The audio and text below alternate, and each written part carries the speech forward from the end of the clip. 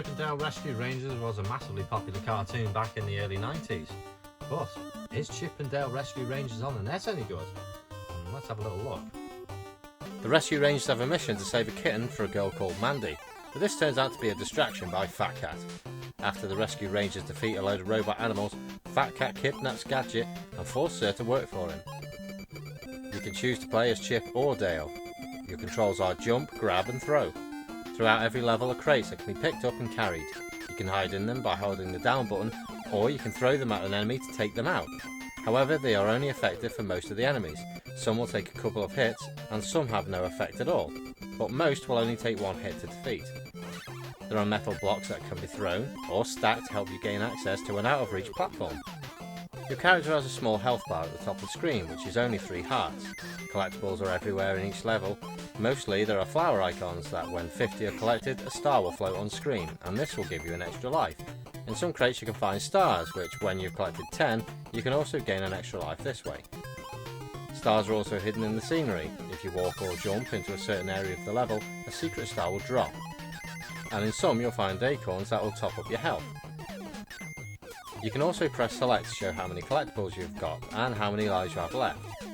Once you've completed a level, you'll get an option to take a different route on the map. If you want the game to last longer, then you can play them in letter order. Once you've reached the end of the map, Gadget will take control of a rocket ship where you'll be taken to a new map with the last remaining letters where you'll face Fat Cat. But is this game any good? It's a good Capcom game, but not as good as DuckTales. The controls are nice and easy to use, the graphics are good, but there are better looking Capcom platform games, so this one doesn't seem as nice in comparison. The difficulty varies in places, where some areas are easy and some are ridiculous like the conveyor belts with axes. This pissed me off a lot. The bosses are very easy and they have basic patterns, yet on this boss, every time I picked up the ball, the spikes would hit me. It just seemed like the hitbox was a bit too big. Fat Cat was also easy once you find a safe place to stand, and with some of them it helps to hit yourself with the ball as this makes you invincible while you're being attacked. Capcom found their formula with these platform games, but they could have done a bit more to this and made it slightly more appealing. I'm not saying it's an ugly game, but it's definitely at the bottom of the pile for level design. It's still a relatively cheap game to buy, and there is a sequel which is rare and expensive.